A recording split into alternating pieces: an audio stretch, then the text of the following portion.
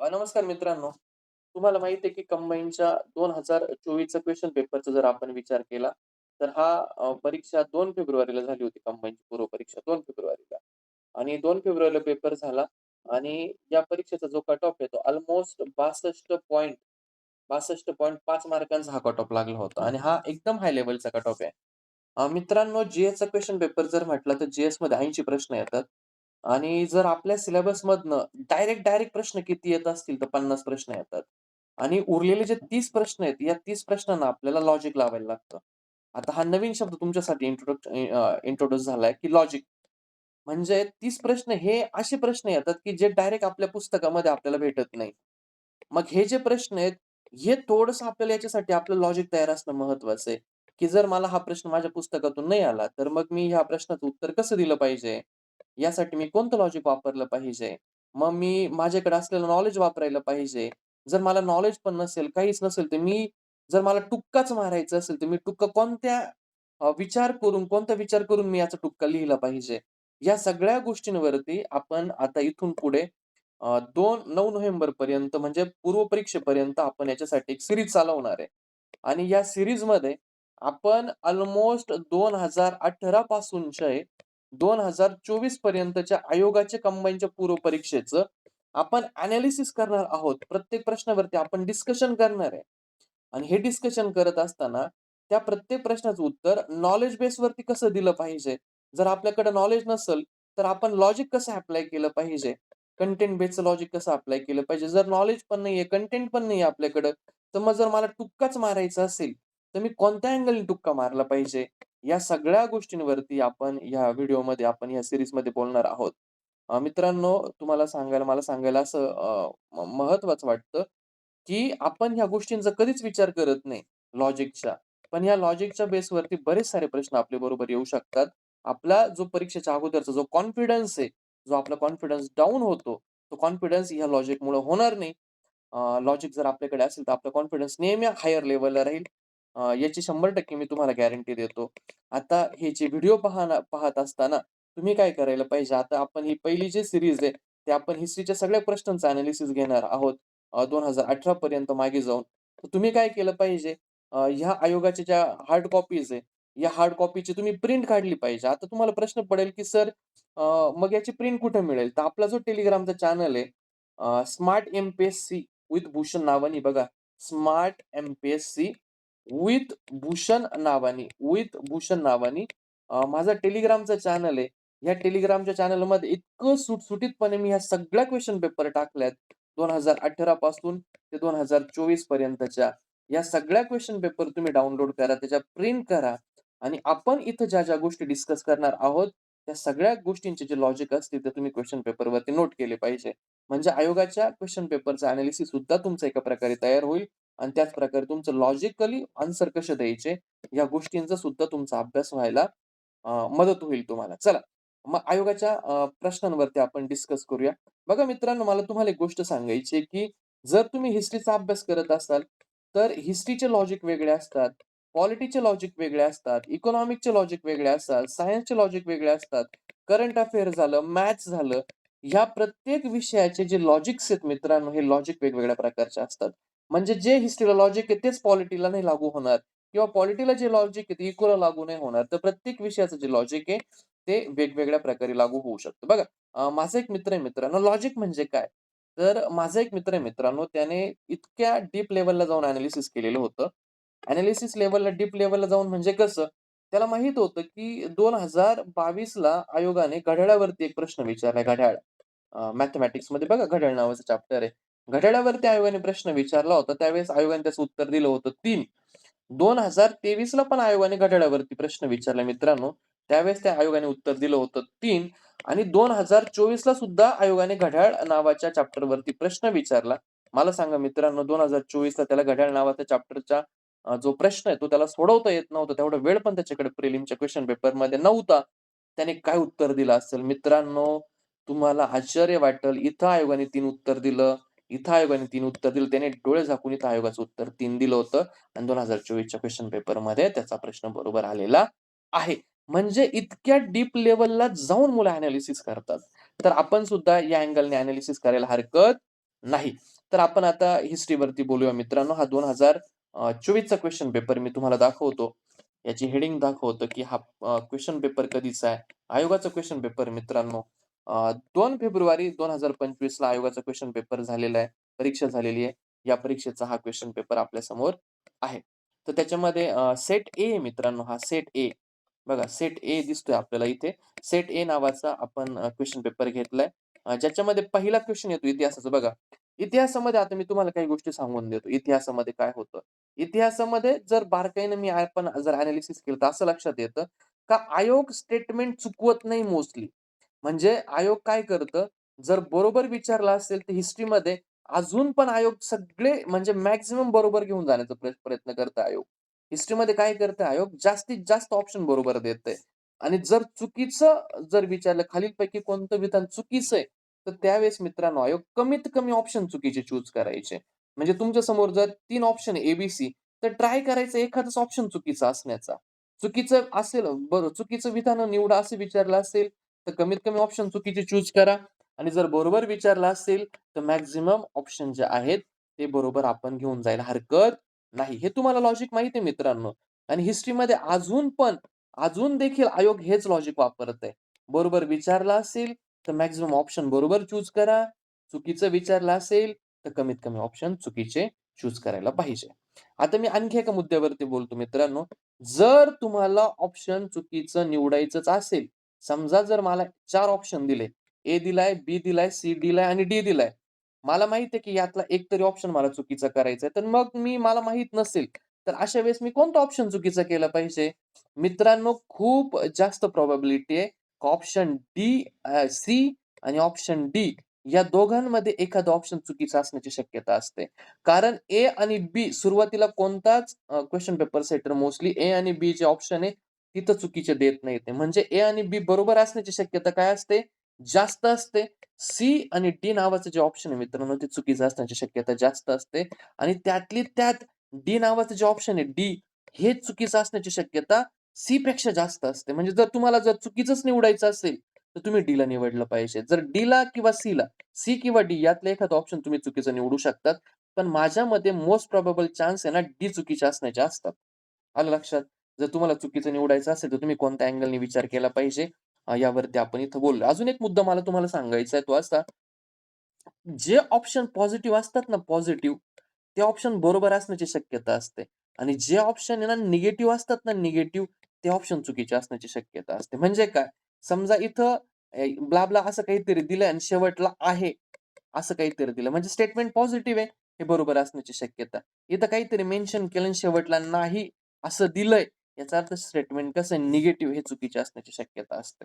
मी तुम्हाला प्रोबॅबिलिटी सांगितली मित्रांनो. मी काय म्हणतोय, की हे जे लॉजिक आहे, हे आपण अल्टिमेट ज्यावेळेस आपल्याला काहीच सुचत नाहीये किंवा एखाद्या प्रश्नाचं उत्तर मला देता येत नाहीये, तर त्यावेळेस मी काली मंत्र, जादू मंत्र छू करून एखादा तुक्का लिहिण्यापेक्षा काहीतरी आपण लॉजिकचा अभ्यास करून त्या ऑप्शनच्या प्रश्नाचं उत्तर जर लिहिलं, तर आपले प्रश्न बरोबर येण्याची शक्यता वाढते. म्हणजे आपल्याकडे काहीच ऑप्शन नसेल, त्यावेळेस ह्या लॉजिकचा आपण काय करायला पाहिजे? वापर करायला पाहिजे. आणि मित्रांनो, मी तुम्हाला 100% सांगतो, की आपल्याला माहिती आहे, की कंबाईनच्या पूर्वपरीक्षेमध्ये 100 प्रश्न तुम्हाला विचारले जाणार आहेत, बरोबर? 100 प्रश्न तुम्हाला कंबाईनच्या पूर्वपरीक्षेमध्ये विचारले जाणार आहे.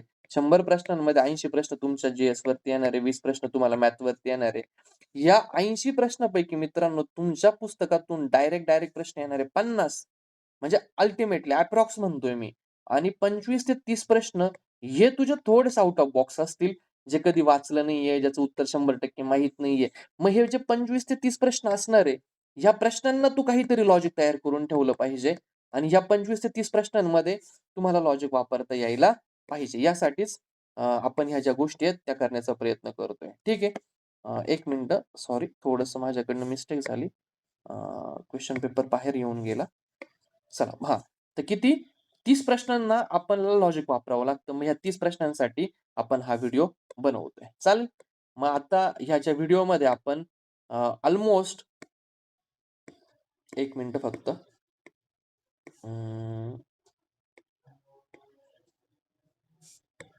म्हणजे आपल्याला थोडीशी जागा स्पेस जास्त मिळेल लिहिण्यासाठी. तर ह्या 30 प्रश्नांना आपल्याला लॉजिक वापरायला लागते. ह्या लॉजिकवरती आपण बोलू. ह्या व्हिडिओमध्ये 2024 चे क्वेशन पेपर आहे, हिस्ट्रीचे 10 प्रश्न आहेत. या 10 प्रश्नांवरती आपण कोणकोणते लॉजिक वापरू शकतो, त्यावरती आपण डिस्कस करू. प्रश्न कसा सोडवला पाहिजे बघा. तुम्हाला पहिला प्रश्न दिसतो इतिहासाचा. खालीलपैकी योग्य विधानं निवडा. मी तुम्हाला म्हटलंय, की योग्य विचारलं तर जास्तीत जास्त ऑप्शन काय करायचे? बरोबर करण्याचा प्रयत्न करायचा.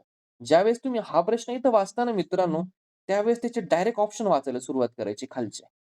हा मधला प्रश्न नंतर वाचायचा, हा प्रश्न नंतर वाचायचा.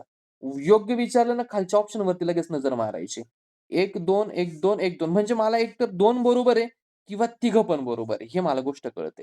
हिस्ट्रीमध्ये मी तुम्हाला सांगितलं योग्य विचारलं तर जास्तीत जास्त योग्य तुम्ही निवडायला पाहिजे. बरोबर? जास्तीत जास्त योग्य. म्हणजे योग्य निवडलं जर काहीच माहीत नाही, काहीच कळत नाहीये, तर ए म्हणजे मॅक्सिमम बरोबर उत्तरं चूज करायला हरकत नाही. या अँगलने तुम्ही जाऊ शकतात. हा एकदम तुक्का सांगितलाय मित्रांनो, एकदम तुक्का. एकदम अल्टिमेट पर्पजला. काहीच कळत नाही. योग्य विचारलं, पाय मॅक्सिमम बरोबरचं उत्तर चूज करून जा. या प्रश्नाचं उत्तर आयोगाने ए दिलंय मित्रांनो. तर तुक्का कळला का इतिहासाचा? जर योग्य विचारलं तर मॅक्सिमम ज्या गोष्टी आहेत त्या बरोबर घेऊन आपण जायला पाहिजे. एकदम अल्टिमेट तुक्का सांगितलं मी. हे एक्स्ट्रीम लेव्हलला सांगितलं. आता आपण बघू प्रश्न कसा वाचला पाहिजे. खाली नजर मारली, मी चेकआउट केलं. भारतातली पहिली सूत कापड गिरणी मुंबई या ठिकाणी झाली आहे. ज्यांचा अभ्यास आहे मित्रांनो त्यांना माहिती आहे हे स्टेटमेंट बरोबर आहे. पण ज्यांचा अभ्यास नाहीये, त्यांनी ह्या प्रश्नावरून आपण काय शिकलं पाहिजे? पहिली सूत कापड गिरणी मुंबई या ठिकाणी सुरू झाली. तुला माहिती आहे का 100% बरोबर आहे?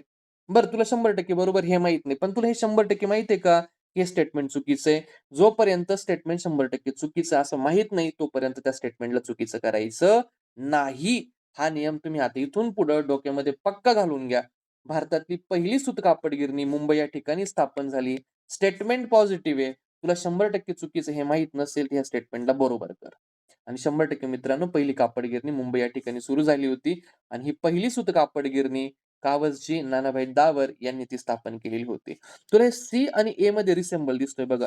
ए वाक्याचाच एक्सटेंड आपल्याला सी मध्ये पाहायला मिळतं. म्हणजे ए पण बरोबर असणार आहे आणि सी पण बरोबर असणार आहे. याच्यामध्ये ग्रुप तयार झाला.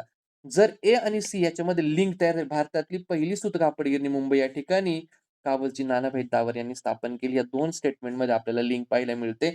म्हणजे ए पण बरोबर आहे आणि सी पण बरोबर आहे. ए आणि सी बरोबर असलेले 2च ऑप्शन आपल्याला पाहायला मिळतात. एकतर ऑप्शन 1 असेल किंवा ऑप्शन 4 असेल. आता ब वाचा. भारतातली पहिली तागाची गिरणी रिसरा या ठिकाणी सुरू झाली. तुला हे स्टेटमेंट पॉझिटिव्ह दिसतंय. स्टेटमेंट कसं आहे राजा? Statement positive. तुला 100% माहिती आहे का? का स्टेटमेंट तागाची गिरणी रिसरा या ठिकाणी सुरू नाही झाली. हे स्टेटमेंट चुकीचं आहे हे 100% माहिती आहे का? नाही माहिती ना 100% चुकीचं आहे. मग अशा स्टेटमेंटला बरोबर करायचं आणि ए, बी, सी हे तिघही जे ऑप्शन आहे ते बरोबर उत्तराला घेऊन जायला हरकत नाही. ठीक आहे. मी ह्या 2 गोष्टी सांगितल्या. जर तुला काहीच माहीत नसेल, वेळ कमी, योग्य विचारलं, उत्तर डायरेक्ट मॅक्सिमम बरोबर घेऊन जा इतिहासामध्ये. जर थोडासा विचार करायचा स्टेटमेंट जे पॉझिटिव्ह स्टेटमेंट दिसतात, ते पॉझिटिव्ह स्टेटमेंटला कधीच चुकीचं करायचं नाही. ए, बरोबर. आणि जोपर्यंत आपल्याला एखादं स्टेटमेंट 100% चुकीचं हे माहीत नाही, तोपर्यंत त्या स्टेटमेंटला चुकीचं करायचं नाही. तोपर्यंत त्या स्टेटमेंटला आपण बरोबर घेऊन जायला पाहिजे. ठीक आहे. हा पहिला प्रश्न मित्रांनो, तागाची पहिली जी गिरणी आपल्या मुंबईमध्ये स्थापन झाली होती. कावसजी नानाभाई दावर यांनी ती स्थापन केली होती आणि तागाची पहिली गिरणी रिसरा या ठिकाणी सुरू झाली. तुम्हाला मी लॉजिक सांगितलं. आता ह्या प्रश्नावरनं काय शिकू शकतो मित्रांनो? हा जो प्रश्न इतिहासामध्ये उद्योग नावाच्या सेक्शनवरती गेलाय, म्हणजे येणाऱ्या 2025 च्या क्वेश्चन पेपरमध्ये हे जे उद्योग आहे, पहिले जे उद्योग कुठं-कुठं स्थापन झाले, हे आपण करून ठेवायला पाहिजे. याचा तुम्हाला अभ्यास जिओग्राफीमध्ये करायला मिळू शकतो. उद्योग नावाचं चॅप्टर मित्रांनो जिओग्राफीचं छानपैकी करा. त्याच्यामध्ये हा सेक्शन तुम्हाला उद्योगामध्ये पाहायला मिळेल. येणाऱ्या पूर्व परीक्षेमध्ये तुम्हाला या चॅप्टरवरती प्रश्न पाहायला मिळाले, तर तुम्हाला आश्चर्य वाटायला नको. चला दुसरा प्रश्न मित्रांनो काय म्हटलं यांनी? दुसरा प्रश्न वाचायचा. कोल्हापूर कीवर्डला अंडरलाईन करायला सुरुवात करायची मित्रांनो. कीवर्ड अंडरलाईन केले की बऱ्याच साऱ्या गोष्टी आपल्यासाठी सोप्या होतात. बघा, कोल्हापूर येथील 27व्या पलटणीतील हिंदी शिपायांनी खालीलपैकी कोणाच्या नेतृत्वाखाली 31 जुलै 1857 रोजी बंड केले? मी काय म्हटलं, कोल्हापूरला अंडरलाईन केली 27वी पलटण हिंदी शिपाई आणि 1827 ला बंड केले. कोणाच्या नेतृत्वाखाली बंड केले हो? ज्यावेळेस आपण प्रश्न इथं वाचतो ना मित्रांनो, त्यावेळेस मी तुम्हाला सांगितलंय की नजर तुमच्या ऑप्शनवरती शिफ्ट झाली पाहिजे. नजर तुमच्या ऑप्शनवरती शिफ्ट झाली पाहिजे. पहिल्या ऑप्शनमध्ये दिलं अ, ब बरोबर, दुसऱ्या ऑप्शनमध्ये दिलं ब, क बरोबर, तिसऱ्या ऑप्शनमध्ये दिलं ब, क, ड बरोबर आणि चौथ्या ऑप्शनमध्ये दिलंय फक्त अ बरोबर. काय करायचं मित्रांनो, ज्यावेळेस असं एखादा काहीतरी ऑप्शन त्यांनी बाजूला काढून दिलाय ना, तर त्या ऑप्शनचा विचार केला पाहिजे. बघ, इथं जर तू नीट बारकाईने नजर मारली, तर इथं 2 ऑप्शन बरोबर आहे. इथं 2 ऑप्शन घेतले त्यांनी, इथं 3 ऑप्शन घेतले. हा ऑप्शन त्यांनी असं एकटा का बरं दिला हो? हा ऑप्शन त्यांनी बाजूला एकटा का बरं करून दिला? याच्यावरती तू 100% विचार झाला पाहिजे. फक्त अ. मग विचार फक्त अ हा काहीतरी एक ऑप्शन त्यांनी बाजूला काढून दिला. जर याला उत्तर हा इथं काहीतरी लपलेला असेल, म्हणून हे 3 ऑप्शन बघा, इथं अ, ब बरोबर आहे, इथं ब, क बरोबर, इथं अ, ब, क, ड बरोबर आहे. म्हणजे इथं जास्तीत जास्त स्टेटमेंट त्यांनी बरोबर दिले आणि हाच ऑप्शन आहे, त्याने तिथं फक्त सिंगल ऑप्शन घेतलाय आणि म्हणून आपला विचार ह्या गोष्टीवरती झाला पाहिजे, की इथं फक्त का घेतलाय? मग वाचा ऑप्शन अ मध्ये काय दिलंय रामजी शिरसाट. ब मध्ये दिलं नानासाहेब पेशवे, क मध्ये दिलं रंग बापूजी आणि ड मध्ये दिलं भीमा नाईक. भीमा नाईकांचा आणि कोल्हापूरचा काही संबंध नाही. पण नॉलेज बेसवर मी बोलतच नाहीये. आपण बोलतो टुक्का कसा मारायचा. तर ह्यावेळेस आपण याच्यावरती विचार केला पाहिजे. फक्त अ बाजूला का बरं काढून दिलाय? तर फक्त उत्तर असण्याची शक्यता आहे. म्हणून याने फक्त बाजूला काढून दिला. जर हे उत्तर नसतं, तर ऐवजी इथं सोबत तुम्हाला आणखी 2-3 ऑप्शन दिले असते बघा. दिला असता, ब दिला असता, क दिला असता आणि मग हे ऑप्शन त्याने वाढवलं असतं. पण इथं फक्त देण्याचा काहीतरी विचार असेल, या अँगलने तुम्ही विचार करायला हरकत नाही. चला आता याच्या थोड्या लॉजिकवरती बोलू आपण. भीमा नाईकांचा ना आणि ह्या 1857चा उठाव जो आहे, भीमा नाईक आणि कोल्हापूरचा काहीच संबंध नाहीये. म्हणजे हा तुझ्या उत्तराचा भाग असायला नको. म्हणजे 3 ऑप्शन नंबर गेला. रामजी शिरसाटांचा संबंध आहे. मग आता तर तुझ्या उत्तरामध्ये यायला पाहिजे ना, रामजी शिरसाट आणि कोल्हापूरचा संबंध 100% येतो. म्हणजे यायला पाहिजे. या ऑप्शनमध्ये नाहीये म्हणून हा ऑप्शन गेला. तुझं कन्फ्युजन आता 1 आणि 4 मध्ये राहिलं. नानासाहेब पेशवे तर आपल्याला पुढे-तिकडं पुढे जाऊन जर आपल्याला नानासाहेब पेशवे आपल्याला नेपाळकडे गेलेले पाहायला मिळतात. म्हणून ब पण त्याच्या उत्तरामध्ये येत नाही. फक्त हे त्याचा आन्सर आहे. आता या प्रश्नामधून मला काय शिकायला मिळालं? मला शिकायला मिळालं, की ज्यावेळेस असं एखादं ऑप्शन बाजूला सेपरेट करून जर दिलं असेल ना, तर याचा विचार तू 100% करायला पाहिजे. दुसरी गोष्ट 1857 चा उठाव 2025 च्या पूर्वपरीक्षेमध्ये 100% याच्यावरती प्रश्न यायला हरकत नाही. 1857 चा उठाव तुम्ही छानपणे करून ठेवला पाहिजे. 1857 च्या उठावामध्ये कोल्हापूरमध्ये काय झालं, महाराष्ट्रात कोणत्या एरियात काय झालं, या सगळ्या ज्या गोष्टी आहेत, त्या तुम्ही बारकाईने त्याचा अभ्यास करून ठेवायला पाहिजे. चला हा प्रश्न आपण बारकाईने पाहिला. त्याच्यानंतर आपण पुढच्या प्रश्नाकडे जाऊ. अजून एक गंमत आहे बघा, इंग्लिशमध्ये जर तुम्ही प्रश्न नीट वाचला ना, हू म्हटलंय बघा हू. हू म्हणजे कोणीतरी एक सिंगल पर्सन असेल आणि म्हणून तुम्ही ऑप्शन सिंगल चूज केलं पाहिजे. म्हणजे तुम्ही इंग्लिशमध्ये जर प्रश्न वाचला ना, तर बऱ्याचपैकी गोष्टी तुमच्या क्लिअर होतील. म्हणजे जर इंग्लिशमध्ये इज दिलेला असेल, तर ऑप्शन फक्त एक चूज करायचं बरं का, एकच ऑप्शन आलं पाहिजे. आणि जर तुमच्या प्रश्नामध्ये आर असेल, तर तुमच्या ऑप्शनमध्ये 2 किंवा त्याच्यापेक्षा जास्त ऑप्शन आले पाहिजे. तुमच्या उत्तरामध्ये 2 किंवा जास्त गोष्टी आल्या पाहिजे. लक्षात ठेवा, इज आलं सिंग्युलर आहे ना, मग फक्त एकच ऑप्शन चूज करा. एकच ऑप्शन चूज करा. म्हणजे फक्त ए वाला चूज करा. जर आर आला असता ना, तर आर आला असतं तर ए-बी, बी-सी-डी आणि ए-बी याच्यामध्ये उत्तर मला देता आलं असतं. आता इथं बघा, आता इथं त्यांनी हू दिलाय. हू हा फक्त एका व्यक्तीसाठी वापरला जातो आणि म्हणून त्याचं उत्तर फक्त ए लिहायला हरकत नाही. मित्रांनो 80 प्रश्नांपैकी 5 ते 6 प्रश्नांची जी उत्तरं आहेत ना, या इंग्लिशच्या ग्रामरवरती जर आपण फोकस केला ना, तरी आपल्याला त्याची उत्तरं छानपैकी देता येतात. म्हणून इंग्लिशमध्ये प्रश्न थोडासा आहे ना, वाचत चला. पुढचा प्रश्न चला, सतीप्रथेबद्दल हा प्रश्न विचारलाय, सतीप्रथा. काय म्हटलंय? सतीप्रथेबद्दल शास्त्राच्या संमतीने केलेला खून असं खालीलपैकी कोणी म्हटलं? बरोबर. आता तुम्हाला काय कळलं पाहिजे? मी ज्यावेळेस हा प्रश्न बघतो आणि जर मला ह्या प्रश्नाचं काहीच माहीत नसेल, तर ह्या प्रश्नाला मी कोणत्या अँगलनी टॅकल केलं पाहिजे? बघा, तुक्त्यावरती जर विचार केला तर काय म्हटलं? सतीप्रथा कीवर्ड हायलाइट केला. कीवर्ड हायलाइट केला. सतीप्रथेवरती प्रश्न आलाय. कीवर्ड हायलाइट केला. याचं थोडंसं आपण आहे ना, त्याला थोडंसं बारीक करू. ओके. प्रश्न कशावरती आहे राजा? सतीप्रथेवरती. मग मी ह्या कीवर्डला हायलाइट केलं. सतीप्रथेबद्दल शास्त्राच्या संमतीने केलेलं खून असं कोणी म्हटलं? आता इतिहासाचा विषय मित्रांनो, सतीप्रथा ही इतिहासामध्ये फार प्राचीन काळापासून चालू होती. एवढं तर तुम्हाला सगळ्यांना माहीत आहे. सतीप्रथा हा रिसेंटचा विषय नाहीये. हा इतिहासामधला जुना विषय आहे. एकदम जुना विषय. म्हणजे हा जुना विषय असल्यामुळं इथल्या जुन्या लोकांशी संबंधित यायला पाहिजे. बेंटिंगचा विषय म्हटला तर बेंटिंग 1828 मध्ये. महात्मा फुले तर फार नंतर आलेत.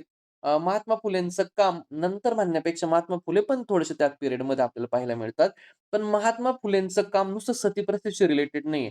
महात्मा फुलेंनी अनाथ आश्रम असेल, शेतकरी असतील, त्याच्यानंतर खालच्या समाजातले लोक असतील, या सगळ्यांसाठी काम केलंय. असं खास सतीप्रथेसाठी महात्मा फुलेंनी काम पकडून ठेवलेलं नाहीये. म्हणून माझ्या उत्तरामध्ये सतीप्रथा यायला नको. चंद्र विद्यासागर जे आहेत, त्यांनी विधवा विवाहावरती चांगलं काम केलं. ईश्वरचंद्र विद्यासागरांनी विधवा विवाहावरती त्यांचं चांगलं काम आहे आणि म्हणून माझ्या उत्तरामध्ये ईश्वरचंद्र विद्यासागर सुद्धा यायला नको. आता विषय राहिला लॉर्ड बेंटिंक आणि राजा राममोहन राय. या दोघांपैकी मी कशाला चूज केलं पाहिजे बघा. सतीप्रथा जर म्हटलं तर 1823 मध्ये सतीप्रथा बंद करण्यासाठी 3 लोकांनी मोस्टली प्रयत्न केला होता. पश्चिम बंगालमधनं राजा राममोहन राय यांनी प्रयत्न केला होता. मद्रासमधून अय्यर होते, त्यांनी याच्यासाठी प्रयत्न केला आणि मुंबईमधून नानाशंकर शेठ होते बघा. या 3 लोकांनी एक अर्ज केला होता आणि ह्या अर्जावरती या 3 लोकांनी सही केली होती. तो अर्ज ब्रिटिशांना पाठवला होता का भारतातली ब्रिटिश जी सतीप्रथा आहे ती बंद करण्यासाठी तुम्ही प्रयत्न करा आणि मग पुढे जाऊन बेंटिंकच्या काळामध्ये 1829 हा साल होता, ज्या सालामध्ये सतीप्रतिबंधीसाठी एक कायदा केला होता. म्हणजे हे कायदा करण्यामध्ये 2 लोक आहेत मित्रांनो.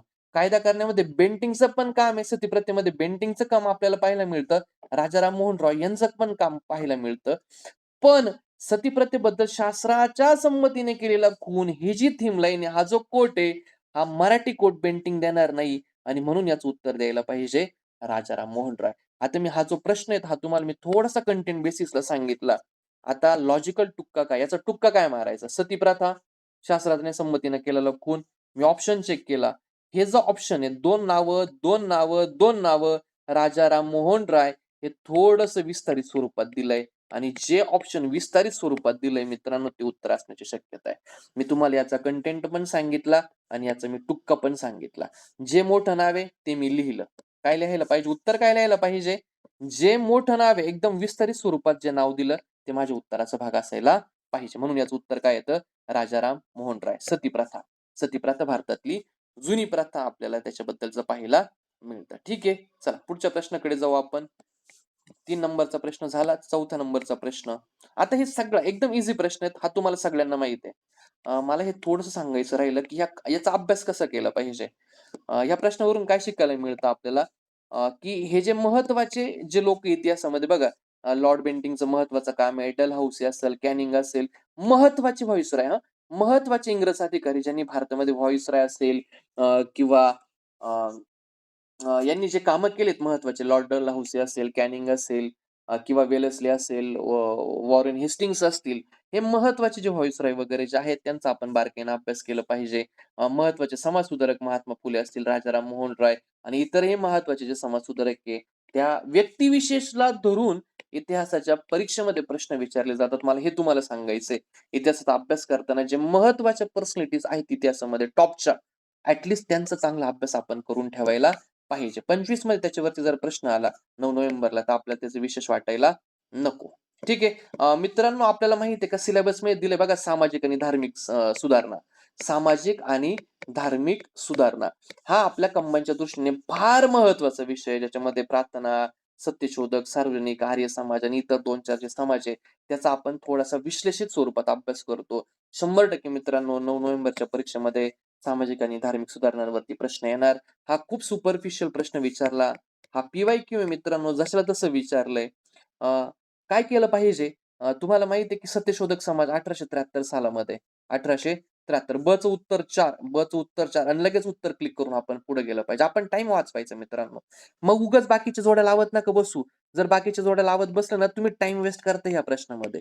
हा प्रश्न तुम्हाला टाईम वेस्ट करण्यासाठी. तुम्ही टाईम वेस्ट केला, की तुमचा मॅथ्सचा जो टायमिंग आहे, मॅथला तुम्हाला कमी वेळ मिळेल आणि तुमचा स्कोर कमी होईल. म्हणजे तुम्ही स्वतःवरती एवढा विश्वास ठेवला पाहिजे, या प्रश्नावरून ते शिकायचं. एक जरी जोडी लागतीये, इथं आता बचं उत्तर 4 एकच जोडीमध्ये तुम्हाला उत्तर निघते ना, बाकीचं अजिबात टेन्शन नाही घ्यायचं आणि लगेच 4 नंबरचा जो प्रश्न आहे त्याचं उत्तर लगेच 3 नंबरचा गोळा करून लगेच पुढे शिफ्ट झालं पाहिजे. असे जे प्रश्न आहेत ना मित्रांनो सोपे बाउन्सर, याच्यावरून आपण आपला टाईम काय केला पाहिजे, वाचवलं पाहिजे. सतीप्रथा म्हणजे प्रार्थना समाज कधीच आहे मित्रांनो? प्रार्थना समाज म्हटलं तर 1867, सत्यशोधक 1873, सार्वजनिक सभा 1870 आणि आर्य समाज जर म्हटलं तर 1875. ह्या ज्या सामाजिक धार्मिक सुधारणा आहेत मित्रांनो, याचा चांगला अभ्यास करा. समाधान महाजन सरांचं पुस्तक वापरा, कोणाचंही पुस्तक वापरा. याचा थोडंसं इन डिटेल अभ्यास करून ठेवा. तुम्हाला परीक्षेमध्ये याचा फायदा 100% होईल. आता याच्या लॉजिकवरती बोलू बघा. ज्यावेळेस जोड्या लावायचा प्रश्न येतो आणि तुम्हाला काहीच नाही त्याचं उत्तर कळत, काय केलं पाहिजे? हे बघ, मध्ये 3 आहे, इथं पण 3 आहे. सारखं-सारखं. मध्ये 1 आहे, इथं पण 1 आहे. तुम्ही उत्तर लिहिताना 1 आणि 3 मध्ये लिहिलं पाहिजे. म्हणजे तुम्ही 2 उत्तर लिहिणार नाही, 4 उत्तर लिहिणार नाही. म्हणजे तुम्ही 2 ऑप्शन काढायला 100% सक्सेसफुल झाले. 50% तुम्ही उत्तरापर्यंत पोहोचले. आता उत्तर 1 लिहायचं किंवा 3 लिहायचं. 1 आणि 3 मध्ये ज्यावेळेस तुम्ही कन्फ्यूज होता, त्यावेळेस तुम्ही उत्तर काय केलं पाहिजे? 3 लिहायला पाहिजे. 3 नंबरचं जे ऑप्शन आहे, आपण त्याला प्रेफरन्स 100% द्यायला पाहिजे. ठीक आहे. 4 नंबरचा प्रश्न आपला डिस्कस झाला. पुढच्या प्रश्नाकडे आपण शिफ्ट करूया. 5वा प्रश्न आहे बघा. तुम्हाला एक कंटेंट आहे मित्रांनो, हा प्रश्न विचारला कामगार चळवळींवरती. कामगार चळवळी एकदम छान प्रकारे करायचं. कामगार चळवळी याच्या आधी पण कंबाईनच्या पूर्व परीक्षेमध्ये कामगार चळवळ, कामगार ॲक्ट आणि सगळ्यात महत्त्वाचं म्हणजे अ, नारायण मेघाजी लोखंडेंवरती 100% पूर्व परीक्षेमध्ये प्रश्न येतो. म्हणजे कामगार चळवळीमध्ये महत्त्वाच्या कामगार चळवळी असतील, महत्त्वाच्या संस्था स्थापन झालेल्या असतील किंवा तुमचं एम-एन रॉय असतील, सॉरी नारायण मेघाजी लोखंडे असतील, कामगार ॲक्ट असतील, याचा थोडासा बारकाईने तुम्ही अभ्यास करून ठेवणं अपेक्षित आहे. 25च्या परीक्षेमध्ये याच्यावरती परत एकदा प्रश्न फ्रेम होऊ शकतो. 1909 मध्ये कामगार हितवर्धक सभा या संघटनेची स्थापना करून कामगारांना शिक्षण, कायदेशीर सल्ला देण्याचं काम खालीलपैकी कोणत्या व्यक्तींनी केलं? इथं प्रश्न वाचला. हा प्रश्न कसा वाचायचा मी तुम्हाला सांगितलंय आता. ते वाचल्यानंतर डायरेक्ट ऑप्शन पाहायला सुरुवात करायची. इथं 2 बरोबर आहे, इथं 2 बरोबर आहे, इथं 3 आणि 3. उत्तर 3 आणि 4 मध्ये असायला पाहिजे. कारण मी तुम्हाला सांगितलंय, की इतिहासामध्ये आपण मॅक्सिमम बरोबर घेऊन जायला पाहिजे. ठीक आहे. एकतर आता इथं अ, ब, ड, अ, ब आणि ड जर घेतलं, याचा अर्थ मला एक तर क चुकीचं करावं लागेल. इथं अ कडं जर ऑप्शन घेतलं, अ, क, ड, तर इथं मला ब चुकीचं करावं लागेल. मग मी काय चुकीचं करायला पाहिजे? तर एकतर ऑप्शन 3 लिहिला पाहिजे किंवा ऑप्शन 4 लिहिला पाहिजे. मी तुम्हाला सांगितलंय, जर माझं ऑप्शन 3 आणि 4 मध्ये कन्फ्युजन होत असेल, जर ऑप्शनमध्ये माझ्या 3 असेल, तर मी ह्या 3 ला प्रेफरन्स दिला पाहिजे. मी उत्तर काय लिहायला पाहिजे? अ, ब आणि ड. मित्रांनो, 1909 मध्ये जे कामगार हितवर्धक सभा स्थापन झाली होती, या कामगार हितवर्धक सभेमध्ये भिवाजी नरे, सीताराम बोले आणि हरिश्चंद्र तालचेकर या 3 लोकांचा समावेश आहे. हरिहर सोनुले यांचा काही एक संबंध याच्यामध्ये येत नाही. तुम्हाला लॉजिक याचं कळलं असेल. लॉजिक काय? जर इतिहासामध्ये मॅक्सिमम जे बरोबर आहे, ते आपण चूज केलं पाहिजे. म्हणजे एकतर उत्तर 3 येणार किंवा 4 येणार. हे उत्तर 2 ऑप्शनवाले अजिबात लिहायचे नाही. जर माझं 3 आणि 4 मध्ये कन्फ्युजन होत असेल, तर मी प्रेफरन्स इतिहासामध्ये कुणाला दिला पाहिजे? 3. आणि याच्याही पलीकडे जाऊन मी तुम्हाला सांगतो, जर काहीच कळत नसेल ना, इतिहासामध्ये डोळे झाकून उत्तरं 3 लिहा. बरेच सारे उत्तरं इतिहासामध्ये 3 असतात. तुम्ही मागचे क्वेश्चन पेपर काढून पहा. इतिहासामध्ये 3 नावाचं जे ऑप्शन आहे, ते बऱ्यापैकी चालताना मला पाहायला मिळतं. चला, पुढच्या ऑप्शनमध्ये जाऊया. ओके, पुढचा प्रश्न बघा. होम रूल म्हणजे काय? आता तुम्हाला परत एकदा सांगतो. इतिहासामध्ये तुम्हाला विचारलं होम रूल म्हणजे काय? ऑप्शन वाचा. इतिहासामध्ये तुम्हाला सांगितलं, इथं 2 ऑप्शन आहे, इथं 1 ऑप्शन आहे, इथं 2 ऑप्शन आहे, इथं 3 ऑप्शन आहे.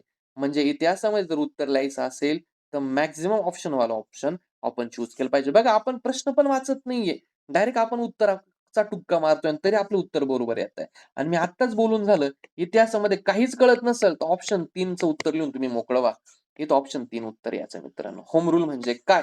आता हा प्रश्न ॲक्चुअली तसा सोपा आहे. पण याच्यावरून तुम्हाला शिकायला मिळतं का टुक्का कसा मारायचा. होम रूल म्हणजे काय? आपल्या देशाचा कारभार प्राप्त करून घेणे, स्टेटमेंट पॉझिटिव्ह आहे, बरोबर आहे. स्वराज्य प्राप्त करून घेणे, स्टेटमेंट पॉझिटिव्ह आहे, बरोबर आहे. इंग्रजांच्या जोखडातून मुक्त होणे, स्टेटमेंट पॉझिटिव्ह आहे, बरोबर आहे. स्वशासनास प्रतिकार, हे स्टेटमेंट चुकीचं आहे. होम रूल म्हणजे आपणच आपल्या शासनाचा प्रतिकार करणं, याचा अर्थ होम रूल होत नाही. ड नावाचं जे ऑप्शन ते चुकीचं उत्तर काय यायला पाहिजे? अ, प आणि क. मगाशीच मी तुम्हाला व्हिडिओ ज्यावेळेस सुरू झाली, त्यावेळेस मी तुम्हाला सांगितलं, जर तुम्हाला एखादं ऑप्शन चूकच करायचं असेल, तुम्ही कोणतं ऑप्शन चूक केलं पाहिजे? जे ऑप्शन काय राजा? निगेटिव्ह आहे ते ऑप्शन तुम्ही चूक केलं पाहिजे किंवा ऑप्शन क आणि ऑप्शन ड चुकीचे असण्याची शक्यता असते आणि क आणि ड मध्ये ड ऑप्शन चुकीचे असण्याची जास्त शक्यता आहे. आणि ब हे ऑप्शन मोस्टली कसे असतात? बरोबर. क आणि ड हे ऑप्शन मोस्टली कसे असतात? चुकीचे. आणि त्यातलंही जे ड नावाचं ऑप्शन आहे, हे मोस्टली जास्त चुकीचे असण्याची शक्यता आपल्याला पाहायला मिळते. अशा प्रकारे जो 6वा प्रश्न आहे मित्रांनो तो आपण डिस्कस केला. काय होम रूल म्हणजे काय? प्रश्न इथं वाचला. डायरेक्ट ऑप्शनवरती शिफ्ट झालो. मग मला कळतं का अरे याच्यामध्ये कोणतं ऑप्शन असू शकतं? हे उत्तर असण्याची शक्यता आहे. अ, क, अ, ब आणि क बरोबर असण्याची शक्यता आहे. ड ऑप्शन असण्याची चुकीची असण्याची शक्यता वाढते. ज्यावेळेस मला काहीच कळत नाही, ज्यावेळेस मला काहीच कळत नाही, प्रश्न कळत नाही, त्यावेळेस मी जर ह्या अँगलने जर मी उत्तर लिहायला सुरुवात केली, तर माझे मॅक्सिमम प्रश्न बरोबर येऊन माझी पूर्वपरीक्षा निघण्याचे चान्सेस वाढते. आता होम रूल म्हणजे काय? फक्त ब नावाचं ऑप्शन कधीच चूज करू नका. का स्वराज्य प्राप्त करून घेणे. हे तर बरोबर आहे. मग आपल्या देशाचा कारभार प्राप्त करून घेणे हे सुद्धा स्टेटमेंट पॉझिटिव्ह आहे. तुला माहिती आहे की हे 100% चूक आहे. जर जोपर्यंत तुला 100% एखादं स्टेटमेंट चूक आहे हे वाटत माहीत नाही, तोपर्यंत अशा स्टेटमेंटला चूक करायचं नाही. म्हणून ब नाही लिहिणार. कारण हे बरोबर आहे, हे बरोबर आहे, हे बरोबर आहे. फक्त उत्तर काय असायला पाहिजे? ड चुकीचं असायला पाहिजे आणि याचं उत्तर काय येतं? अ, ब आणि क. चला पुढच्या प्रश्नाकडे शिफ्ट होऊ. 7व्या क्रमांकाचा प्रश्न कंटेंट वरती बोलू आपण. कंटेंट. काय ह्या प्रश्नावरून काय शिकतो आपण? की जो आपला काँग्रेसचा जो पिरियड आहे 1885 नंतरचा सॉरी 1885 आणि 1905 1885 पासून 1905 पर्यंतचा काँग्रेस आपण छानपणे थोडीशी प्रिपरेशन केली पाहिजे आणि 1905 नंतरचा 1920 पर्यंतचा जो इतिहास आहे, त्या इतिहासाला धरून हा प्रश्न आलाय. होम रूल असतील, टिळक असतील, अॅनी बेझंट असतील, याचा थोडासा बारकाईनं बारीक-बारीक अभ्यास तुम्ही करून ठेवणं अपेक्षित आहे. याच्यावरती परत एकदा परीक्षेला प्रश्न पडू शकतो. चला 7 नंबरचा प्रश्न आहे मित्रांनो, की 26 जुलै 1876 मध्ये सुरेंद्रनाथ बॅनर्जी यांनी स्थापन केलेल्या इंडियन असोसिएशनचे पहिले सचिव कोण? आता मुद्दा मित्रांनो असा आहे, की सुंदर रामन, आनंद मोहन बोस, शिशिर कुमार घोष. आता इथं 3 अक्षरी नाव आहे, इथं 3 अक्षरी नाव आहे. म्हणजे डोळे झाकून उत्तर एकतर 3 असायला पाहिजे किंवा 4 असायला पाहिजे. मगापासून मी एक गोष्ट तुम्हाला सांगतोय. जर मला प्रेफरन्स द्यायचा असेल, तर मी प्रेफरन्स कशाला देतो? 3ला. मी उत्तर लिहिलं असतं 3 आणि 100% हे उत्तर बरोबर आहे. आणि याच्याही पलीकडे मी तुम्हाला म्हटलं, की इतिहासामध्ये जर काहीच कळत नसेल, तर डोळे झाकून उत्तर 3 लिहा. या प्रश्नाचं पण उत्तर मित्रांनो 3 आहे. मागापासून आपण बघतोय का इतिहासामध्ये 3 नावाचं जे उत्तर आहे ते मॅक्सिमम असण्याची शक्यता वाढते. म्हणजे 3 नावाची उत्तरं खूप आहे मित्रांनो. खूप प्रश्नांची उत्तरं 3 आहे. मग जर तुम्हाला इतिहासामध्ये काहीच कळत नसेल, तुक्का मारायचा असेल, तर तुम्ही 3 नावाचा ऑप्शन तुक्का मारायला हरकत नाही. चला 1876 ला मित्रांनो सुरेंद्रनाथ बॅनर्जी यांनी इंडियन असोसिएशनची स्थापना केली होती आणि ते त्याचे अध्यक्ष होते आणि पहिले जे सचिव आहे ते सुरेंद्रनाथ बॅनर्जी होते. आता मला एक सांगा मित्रांनो, डब्ल्यू.एस. ब्लंट. आता हा ब्लंट एकच इंग्रज अधिकारी आहेत ना. मग जर हा एकच इंग्रज अधिकाऱ्याचं जर उत्तर असतं, तर तुम्हाला फसवण्यासाठी अजून एक ऑप्शन इंग्रज अधिकाऱ्याच्या नावाचं दिलं असतं. समजा जर याचा सचिव एखादा इंग्रज अधिकारीच असता, इंग्रजचाच अधिकारी असता, तर नुसतं ब्लंटवर तो थांबला नसता. त्याने आणखी एक इंग्लिश अधिकाऱ्याचं नाव दिलं असतं. मग तुम्हाला उत्तर कळलं असतं का काहीतरी इंग्लिश अधिकारी 2 आलेत ना, याचा अर्थ या दोघांमधून कोणीतरी एक आहे. इथं कोणतरी फक्त एकच टाकलं हे उत्तर असणार नाही आणि त्यात पण यांनी दिलंय डब्ल्यू-एस आणि मग त्यांनी ते म्हटलंय डब्ल्यू-एस आणि ब्लंट म्हटलंय. इतकं शॉर्टकटमध्ये जे नावं देतात ना मित्रांनो, ते उत्तर नसतात बरं का. म्हणजे डब्ल्यू आणि एस. आता या डब्ल्यूला काय म्हणायचं, एसला काय म्हणायचं, हे आपल्याला नीट कळत नाही ना आणि म्हणून हे असे उत्तरं लिहायचे नाही. हे असे काही उत्तरं नसतात. आणि प्राध्यापक सुंदर रामनचा आणि ह्या इंडियन असोसिएशनचा तर काहीच संबंध नाहीये. याचं उत्तर येतं आनंद मोहन बोस. तुम्हाला मी 2 लॉजिक सांगितले. इंग्रज अधिकारी का बरं नाहीये? जर इंग्रज अधिकारी नाव जर त्यांचं ह्या इंग्रज अधिकाऱ्याचं जर उत्तर असतं ना, तर अजून एक इंग्रज अधिकाऱ्याचं नाव त्यांनी दिलं असतं. म्हणून हा येत नाही. शिरीष कुमार घोष आणि आनंद मोहन बोस हे दोघे 3 अक्षरी नाव आहेत. विश्लेषित स्वरूपात मोठे पूर्ण नावं दिलेत आणि म्हणून त्याचं उत्तर एक तर 3 असेल किंवा 4 असेल. 3 आणि 4 मध्ये कन्फ्युजन झालं, की मग उत्तर काय लिहायला पाहिजे? उत्तर मी 3 लिहायला हरकत नाही. चला पुढच्या प्रश्नाकडे शिफ्ट होऊ आपण. 8व्या क्रमांकाचा प्रश्न हा अवघड प्रश्न विचारला. हा तुम्हाला पुस्तकात पाहायला नाही मिळत. खालीलपैकी नागपूरच्या कोणत्या राजाने आपल्या मृत्यूनंतरच्या वारसाची काहीच व्यवस्था न केल्याने कंपनी सरकारने त्याचे राज्य खालसा केले होते? राजा रघुजी दुसरा, राजा रघुजी तिसरा. सारखे ऑप्शन आहे बघा. राजा रघुजी इथपर्यंत त्यांनी सारखं दिलं. मग दुसरा की तिसरा उत्तर तुम्हाला चूज करायचंय. खाली काय दिलं? श्रीमंत मालोजी राजे भोसले, श्रीमंत आप्पासाहेब राजे भोसले.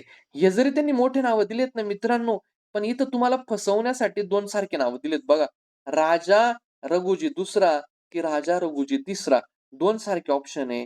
याचा अर्थ मला एक गोष्ट कळते, याचं उत्तर डोळे झाकून एक तर 1 असेल किंवा उत्तर 2 असेल. जर त्याला उत्तर 2 द्यायचं असतं ना, तर त्याने ऑप्शनमध्ये राजा राघोजी पहिला आणि राजा रघुजी दुसरा दिला असता. जर त्याचं उत्तर 2 द्यायचं असतं तर.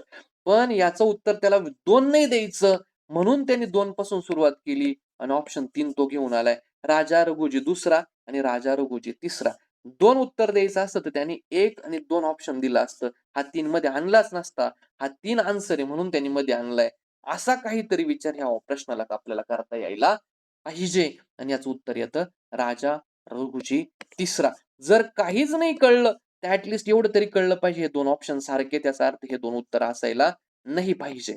मग एकतर 1 लिहा किंवा उत्तर 2 लिहा. आता मी तुम्हाला सांगतो मित्रांनो, नेहमी प्रेफरन्स कोणाला द्यायचा? तर नेहमी प्रेफरन्स आहे ना 2 ला आणि 3 ला द्यायचा. म्हणजे तुमच्या ऑप्शनमध्ये 2 आणि 3 असेल, हे बघा सगळ्यात जास्त प्रेफरन्स कोणाला आला पाहिजे? 3 ला. तुम्ही सगळ्यात जास्त प्रेफरन्स 3 ला द्या. जर तुमचं कन्फ्युजन 1 आणि 4 1 आणि 3 मध्ये होत असेल, उत्तर 3 लिहा. 2 आणि 3 मध्ये होत असेल, उत्तर 3 लिहा. 3 आणि 4 मध्ये कन्फ्युजन होत असेल, तर उत्तर 3 लिहिलं पाहिजे. नेहमी 3 ला आपण प्रेफरन्स द्यायला पाहिजे. आणि जर तुमच्या ऑप्शनमध्ये 3 नसेल आणि 2 असेल, तर आपण प्रेफरन्स 2 ला दिलं पाहिजे. म्हणजे 1 आणि 2 मध्ये कन्फ्युजन होत असेल, 2 ला लिहा. जर 2 आणि 4 मध्ये कन्फ्युजन होत असेल, तर उत्तर काय लिहिलं पाहिजे? 2 लिहिलं पाहिजे. जर माझं 1 आणि 4 मध्ये कन्फ्युजन होत असेल, तर उत्तर मी काय केलं पाहिजे? 1 लिहिलं पाहिजे. चला, मग आता हा प्रश्न पाहिला माझं 1 आणि 2 नंबरमध्ये कन्फ्युजन होतंय. मी ऑप्शन काय लिहील? 2 लिहिलं आणि याचं उत्तर मित्रांनो राजा रघुजी दुसरा हेच या प्रश्नाचं उत्तर आहे. 9 नंबरचा प्रश्न आहे बघा मित्रांनो, की झाशीची राणी म्हणजे सर्व बंडखोरांमधील एकमेव पुरुष होती. हे विधान खालीलपैकी कोणी केलं? तुम्हाला जर 1857 चा उठाव माहीत असेल. बघा मित्रांनो 1857 च्या उठावावरती हा दुसरा प्रश्न आहे. याच्या अगोदर पण नानासाहेब पेशांवरती प्रश्न विचारला. म्हणजे 1857 चा उठाव बघा किती महत्वाचं आहे. पूर्व परीक्षेमध्ये 2-2 प्रश्न त्याच्यावरती विचारले जात आहे. 1857 चा उठाव माहिती आहे. झाशीच्या राणीचा जो उठाव आहे तो दडपण्यासाठी ह्यू रोज नावाच्या इंग्रज अधिकाऱ्यांनी काम केलंय आणि म्हणून याचं उत्तर मित्रांनो 3 आहे. 3. आता याच्यामध्ये लॉजिक काय? तुक्का काय? याच्यामध्ये दुसरं मला काहीच लॉजिक भेटलं नाही मित्रांनो. आणि मी तुम्हाला एक गोष्ट सांगितली, इतिहासाच्या प्रश्नाचं उत्तर जर माहीत नसेल, तर डोळे झाकून आपण उत्तर काय लिहून टाकायचं?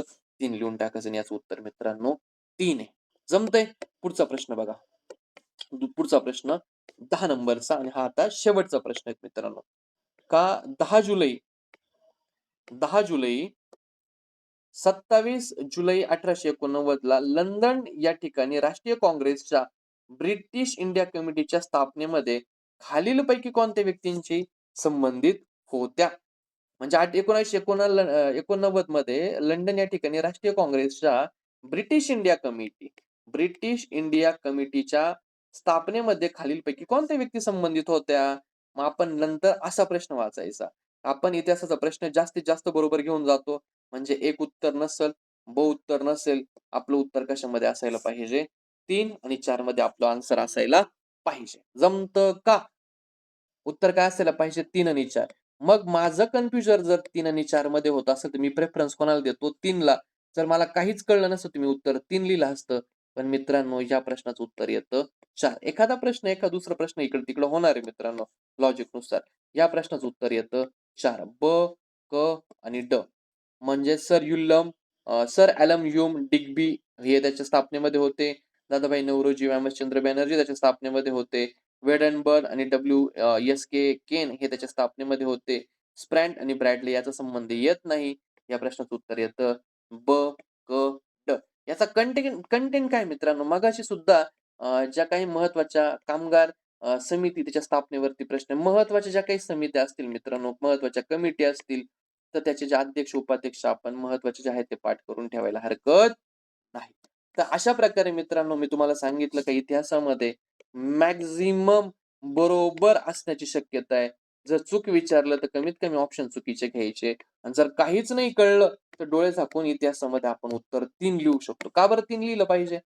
उत्तर का बरं 3 लिहिलं पाहिजे? मी तुम्हाला दाखवतो बघा. 3 नावाचे उत्तर किती-किती प्रश्न आहेत. याचं उत्तर काय आहे मित्रांनो? याचं उत्तर 4 आहे. 3 नाही हां. हा प्रश्न गेला बाजूला.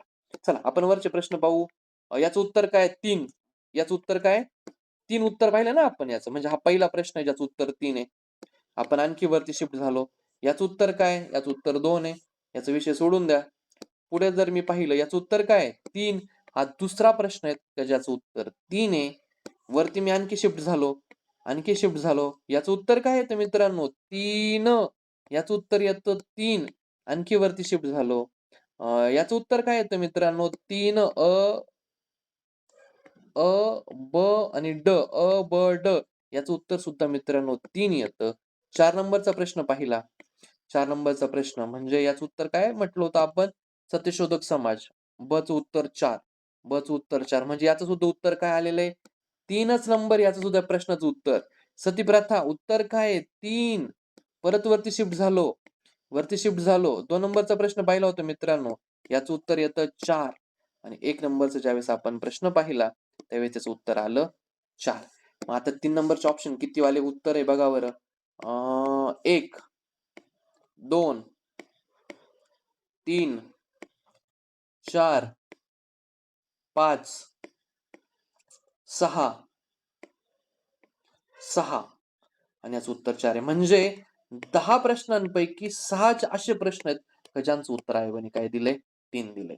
म्हणजे येणाऱ्या पूर्व परीक्षेमध्ये जर तुम्हाला इतिहासाच्या प्रश्नाचं उत्तर येत नसेल, तर तुम्ही त्याचं टुक्काच मारायचा असेल तर ॲट 3 मारायला हरकत नाही. अशा प्रकारे मित्रांनो हा जो व्हिडिओ आहे, हा आपण अशा प्रकारे ही जी सीरीज आहे, हा 2024 चा क्वेशन पेपर पाहिला. आपण आता इतिहासाचे 2018 पर्यंतचे सगळे जे प्रश्न आहेत मित्रांनो, त्याच्यामध्ये काय लॉजिक आहे, कोणता कंटेंट आहे, काय आपण प्रिपेअर केलं पाहिजे, ते आपण सगळे या सीरीजमध्ये बघणार आहे. नुसतं इतिहासच नाही, सगळ्या विषयांचं बघणार. आधी इतिहास संपवू आपण. इतिहास, history, polity, eco, current affair, mathematics या सगळ्या जे आयोगाचे प्रश्न आहेत मित्रांनो, हे सगळे आपण डिस्कस करणार आहे. यातले जर तुम्हाला लॉजिक आवडले असतील, तुम्ही ते तुमच्या याच्यावरती नोट करा. येणाऱ्या पूर्व परीक्षेमध्ये तुम्ही त्या प्रश्नांचं लॉजिक इतरही प्रश्नांवरती तुम्ही वापरू शकतात. मित्रांनो याची जी पी-डी-एफ आहे तुम्हाला ते ग्रुपवरती मिळेल. मी ग्रुपचं नाव सांगितलं. तुम्हाला हा व्हिडिओ जर आवडला असेल ना मित्रांनो, व्हिडिओला लाईक करा. चॅनल सबस्क्राईब नसेल केला, तर चॅनलला सबस्क्राईब करा. आणि जर तुमच्या काही सजेशन असतील मला, तर तुम्ही नक्कीच 100% कमेंटमध्ये मला कळवा. मी तुमच्या 100% कमेंटला रिप्लाय करेल. तुमच्या मला जर काही सूचना असतील, तर तुम्ही मला कमेंटमध्ये कळवू शकता. डन. आता एक फायनल मी टच सांगतो तुम्हाला, की इतिहासामध्ये 2025 मध्ये कोणकोणते टॉपिक विचारले, जेणेकरून तुम्हाला अभ्यास करायला सोपं होईल. हे बघा, ज्या महत्त्वाच्या संस्था स्थापन झाल्यात ना मित्रांनो, त्या संस्था कोणकोणत्या स्थापन झाल्या, त्यांचे सालक काय आहेत, तुम्ही हे पाठ करून ठेवलं पाहिजे. त्याच्यानंतर 1857 चा जो उठाव आहे ना, तो तुम्ही चांगल्या प्रकारे करून ठेवा हं. एकाच परीक्षेमध्ये 2 प्रश्न आले त्याचे 1857 च्या उठावाचे. हा प्रश्नाचा कंटेंट तुम्ही तयार करू नका. असा एखादा प्रश्न ऑड येतो, त्याचं जास्त टेन्शन घ्यायचं नाही. आत्ताच बोललो बघा, महत्त्वाच्या संस्था तुम्ही करून ठेवल्या पाहिजे. त्याचं स्थापना वर्ष, त्याचे अध्यक्ष, सचिव वगैरे ह्या ज्या गोष्टी आहेत, त्या संस्थांचे तुम्ही काम करायला पाहिजे. काँग्रेसवरती प्रश्न आलेत बघा मित्रांनो. 1885 पासून 1905 पर्यंत आणि 1905 पासून 1920 पर्यंत जे काँग्रेस आहे, ते काँग्रेसचे घडामोडी तुम्ही छानपणे करून ठेवायला हरकत नाही. 100% तुम्ही कामगार चळवळी, दलित चळवळी, स्त्रियांच्या चळवळी, समाज सुधारक हा जो घटक आहे इतिहासामध्ये हा व्हेरी, व्हेरी आय-एम-पी आहे. तर तुम्ही कामगार चळवळ आणि ह्या महत्त्वाच्या गोष्टी तुम्ही इतिहासामध्ये करून ठेवायला पाहिजे. धार्मिक सुधारणा मित्रांनो, धार्मिक सुधारणा 100% प्रश्न येतोय. तुम्ही हा प्रश्न करूनच घ्यायला पाहिजे. धार्मिक सुधारणा. सतीप्रथा म्हणजे हा कंटेंट काय? इतिहासामधले महत्त्वाचे जे लोक आहेत, त्या महत्त्वाच्या लोकांची बेसिक इन्फॉर्मेशन तुम्ही करून ठेवायला पाहिजे. 1857 चा उठाव 2 प्रश्न आलेत. 100% 1857 चा उठाव चांगला करून ठेवा. आणि तुम्हाला हे बोललो मी. हा इतिहासाचा नाही, हा खरं जिओग्राफीचा प्रश्न आहे. उद्योग नावाचं चॅप्टर तुम्ही जिओग्राफीमध्ये छानपणे करून ठेवा. त्यावरती प्रश्न येण्याची शक्यता आहे. अशा प्रकारे हे जे महत्त्वाचे टॉपिक आहे, जे 2025 ला त्यांनी ज्यावरती प्रश्न विचारले 24 ला, तर तुम्ही आधी हे महत्त्वाचे टॉपिक करा. जेणेकरून 2025 ला तुम्हाला यातले प्रश्न जर रिपीट झाले, म्हणजे एरिया जर रिपीट झाले, तर तुमचे प्रश्न बरोबर येतील. तुम्ही व्हिडिओ शेवटपर्यंत पाहिला. Thank so much. आवडला लाईक करा, शेअर करा, कमेंट करा. Thank so much.